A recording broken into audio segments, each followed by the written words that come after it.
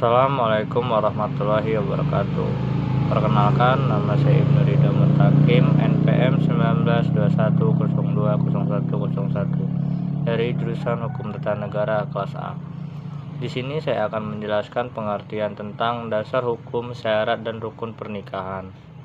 Menurut Muhammad Abu Isra, nikah adalah akad yang memberikan faedah hukum kebolehan untuk mengadakan hubungan suami istri antara seorang pria dan seorang wanita, serta mengadakan tolong-menolong dan memberikan hak-hak dan kewajiban antara mereka. Menurut Undang-Undang Nomor 1 Tahun 1974 Pasal 1, perkawinan merupakan ikatan lahir dan batin antara seorang wanita dan seorang pria sebagai suami istri, dengan tujuan membentuk keluarga yang bahagia dan kekal berdasarkan ketuhanan yang Maha Esa. Yang kedua, dasar hukum. Menurut firman Allah Subhanahu wa taala, Quran surat Az-Zariyat ayat 49 yang berbunyi, "Wa min kulli syai'in khalaqna zawjaini la'allakum tazakkarun." Yang artinya, dan segala sesuatu kami ciptakan berpasang-pasangan supaya kamu mengingat kebesaran Allah Subhanahu wa taala. Yang ketiga, rukun dan syarat nikah. Rukun nikah dibagi menjadi 5. Yang pertama, mempelai laki-laki. Yang kedua, mempelai perempuan. Yang ketiga, wali. Keempat, 2 orang saksi laki-laki. Yang kelima, ijab dan qabul.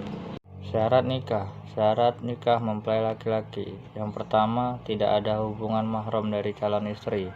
Yang kedua, kemauan sendiri. Yang ketiga, jelas identitasnya. Yang keempat, tidak sedang menjalankan ihram. Syarat nikah mempelai perempuan.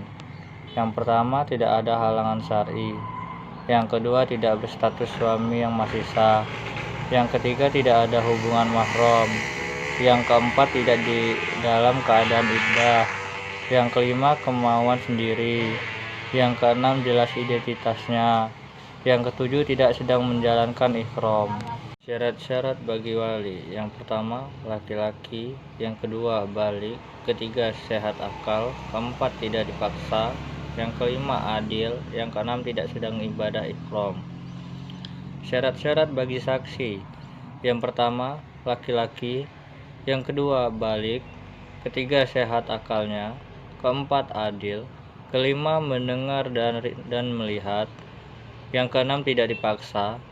Yang ketujuh, tidak sedang ibadah ihram. Dan yang kedelapan, paham bahasa yang digunakan untuk ijab dan kabul.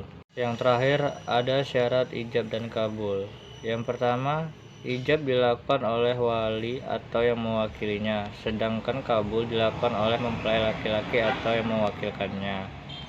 Yang kedua, dilangsungkan dalam satu majelis. Kemudian antara ijab dan kabul tidak boleh diselingi dengan perbuatan atau kalimat yang dapat memisahkan antara ijab dan kabul. Yang ketiga, keduanya tidak boleh kontradiksi. Dan yang terakhir, ijab dan kabul dilakukan melalui lisan serta didengar oleh masing-masing wali, saksi maupun kedua mempelai. Sekian, terima kasih. Itu saja yang dapat saya sampaikan. Saya akhiri. Wassalamualaikum warahmatullahi wabarakatuh.